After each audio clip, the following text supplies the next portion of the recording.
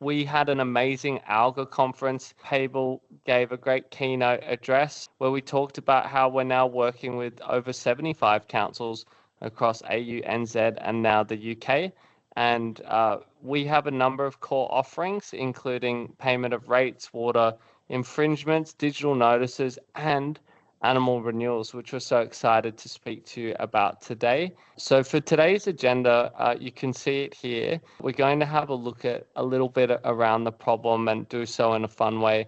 We'll talk about how the renewal cycle works, look at Whitehorse before and after, and then Raji and I will explore some of the numbers. Maybe before we get into the first section, Raji, I guess in your role, do you want to explain how long you've been working at council and a little bit about how you came to work associated with the animal renewal section of council policy? I have been working with council for last 19 years. The first 10 years I was with Melbourne City Council. Then after that, I joined Whitehorse. Since I joined Whitehorse, I have been closely involved with animal registrations. Since it is a smaller council, I have spent a bit of time in pathways, setting a few things up and updating, and also online forms. So got more involved in animal registrations after joining Whitehorse. Just before we proceed a bit more, like what were some of those challenges that you saw or the industry sees in your opinion? For animal registrations, I think the updates that when they move or when the pet is no longer with them, the last thing that they think of is updating council. So we have to, as council, we have to be proactive before the registry renewal happens to ensure that we check in with them saying that has anything changed and how do we do that and how do we make it easier for them to communicate with us and update. So it's important that we have all the cleansing data and contacting the customer before the animal registration renewal starts. Which helps the customer easier to communicate with us and for us the payment to come through for all valid registrations on time rather than follow up, because the more the follow up we need to do, the more time and resources we need to invest in it. Two things I'd probably raise is the first thing is I think animal renewals can be kind of a source of distress for a lot of people, in that in the event that the pet's no longer with them, it's almost like a traumatic experience to go through that process. So I think having some care in the orchestration and delivery of that is really important, not just for customer satisfaction, but also to realize the revenue and compliance requirements that we need.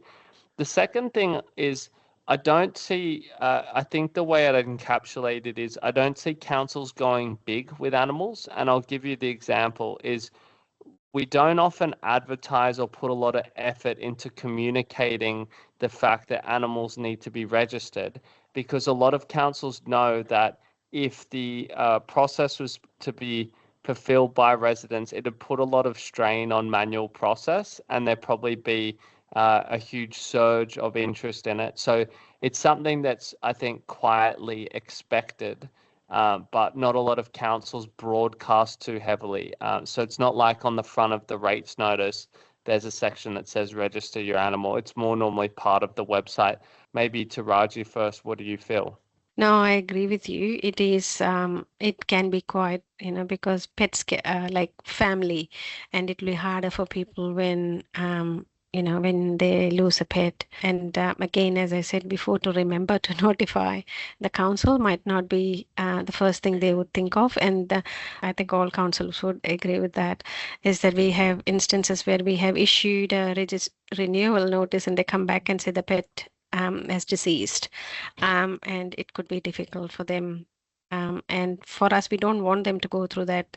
Or in that case, when we find out, we don't want to issue infringement because that's not what the point is. It's about ensuring the pet is registered. So I think we have to have some proactive and educational programs along with something like what we're doing with Payble, where the payment people can actually schedule their payments for the following year so that if they don't forget. So those kind of things will help people. That's what I think. I wanted to do a couple of other slides just to kind of, even though we're paid to be at work right now, it's not bad to have a bit of a fun moment. So I'd like everyone to guess two things. So the first thing is, without using an AI service, maybe slot in the chat, what percentage of households do you think have a pet?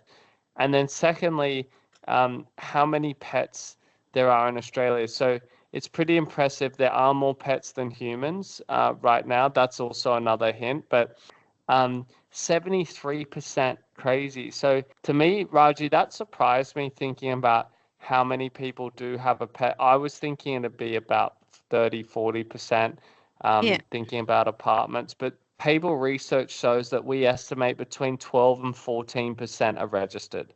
So there's so many unregistered animals out there in the community, and it's not only about awareness, right? But enforcement is very difficult too, because it's not like you can have someone going around and door knocking everyone's home. Something I might say to you is someone could suggest in the chat if they know their what we call their pet coverage ratio, so their PCR.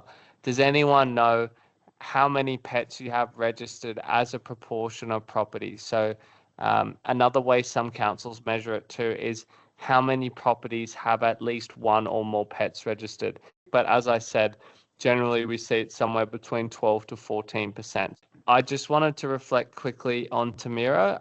Tamira posted her pet coverage ratio, and that was 13%. So well done, you're spot on in what we feel is correct from our research. So getting anywhere north of 20 is the goal. Another concept to think about is the cost associated with this process. So just in the cost of management, not including staff time, I think this 50 to 150 is very conservative at the end of the day. But Raji, what do you think about trying to model out how much it costs us to run these kind of programs? I don't know the exact number for this one, but we do have an LGPRF local government reporting framework. We used to have, and I think from July it changes, an indicator to say how much it costs for council to manage, and I think it ranges for different councils anywhere between I think $2 or $3 to upwards. For Raji, what was the major thing you were looking to solve with Payble? Like, what frustrated you and the team the most that now has shifted a little bit? What we wanted is with Payable, we have got a platform where people can pay and record their change of circumstances at the same time. Very clean portal, and they can be guided through the different steps. And was the registering for next year's animal registration renewal fee. We didn't think auto pay that people will actually set and forget. I think when we spoke, Elliot was confident, but we were not. But we were so surprised that we now have around 782 automatic payment registrations. People wanted to set it up so that next year they'll still receive the registration, and so that's a good one. How many registrations sent? A question came up, 17,800 approximately. Tony's asked a good question. He said, do you have a percentage increase in animal regos from year 1 to year 2? Yes, we, as I said, this is one of the recent ones we worked on, and based on our registration rate as of 2-3 days, I think 29th, it was last year the non-payment was around 10%. But this year it's only 7.3%. So we have seen an improvement in pet registration. So we are getting payments early on. Yeah, maybe we can't say it's all Payble, but we might take a little bit of credit there. What do you think? I think all the credit goes to you and the team, though, but not a bad number. At least it didn't go backwards, right? No. Yeah, but I think that's, from my Soviet mathematics, about 30% or 1 in 3 change. So it's very, very strong year over year, and should roll as you get more pets on the system.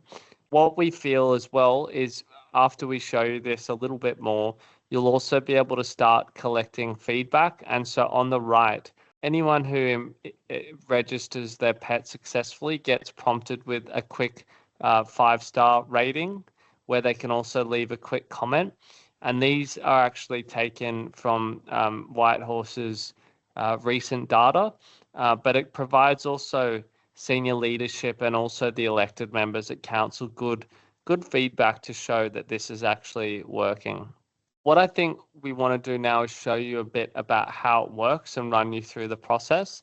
So I might take a second to explain these 5 steps.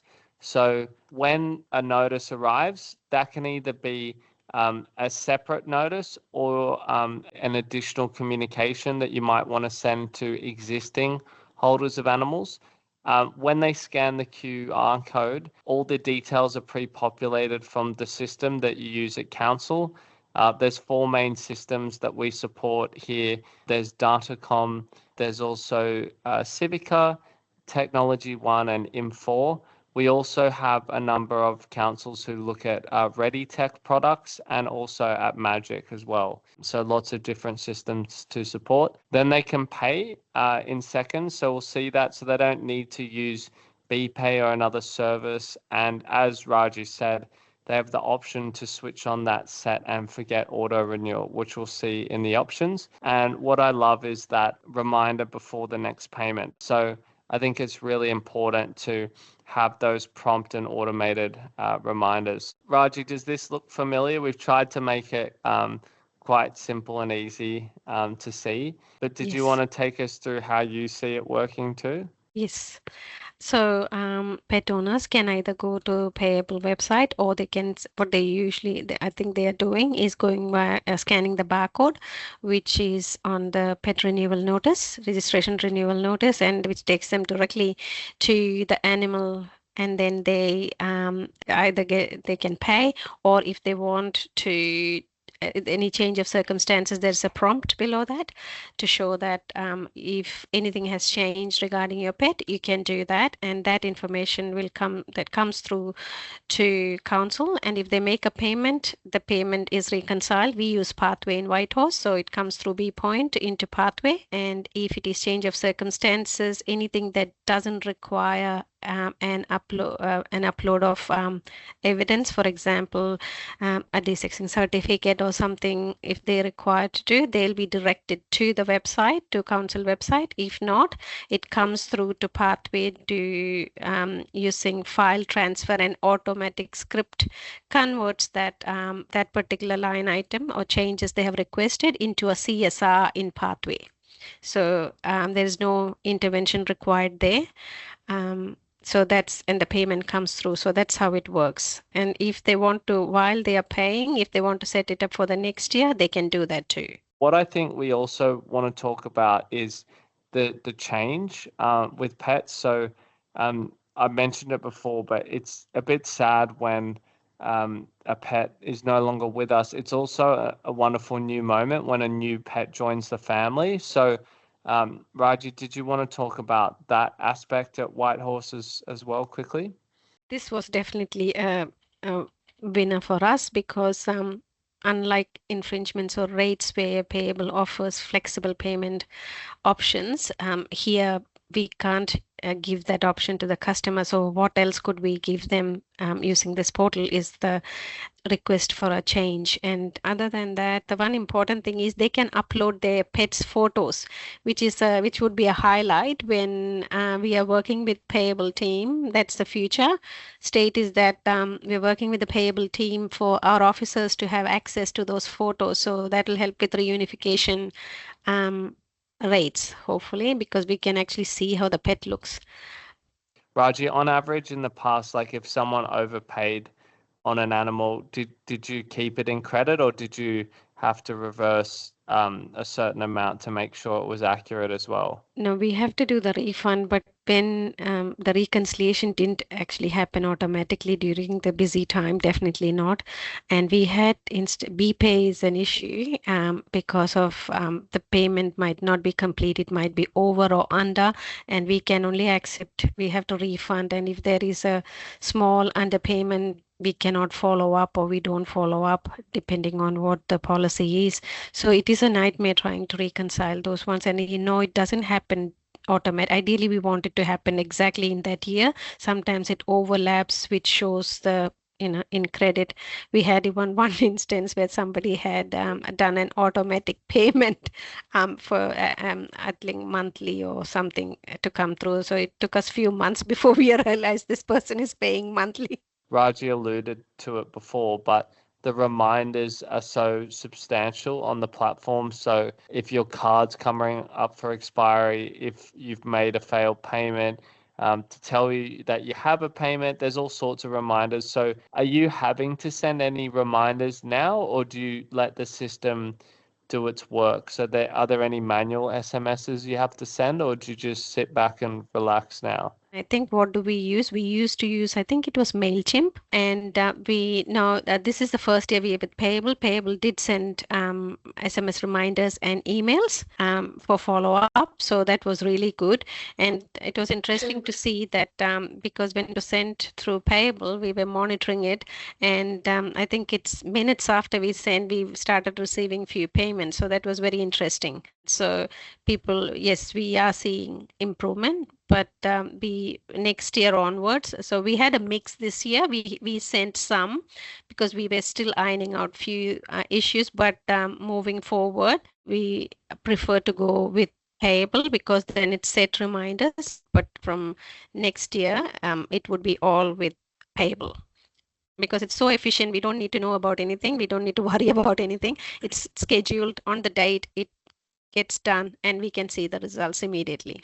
Have you heard anything on the grapevine about cross adoption? Like, oh yeah, I paid my rates and I also did my dog too, that kind of story, or a little bit early days to hear some of those stories? We haven't heard anything, but I try to keep up with the comments. I don't know whether anyone has, but we had observed that with infringements, people who pay rates have also paid their infringements. So obviously they would be paying animal registration renewal too. And on a personal level, I think Julie pays her rates, yeah, with at her council with Payble, and then she was saying the difference between what she had before compared to with Payble for rates particularly is good. The reminders are really helpful. So but then answer to your question is we believe that people would be using multiple services. Awesome. And I think we have some good data showing that cross pollinations. What we see from combining all this is a couple of ripple effects. So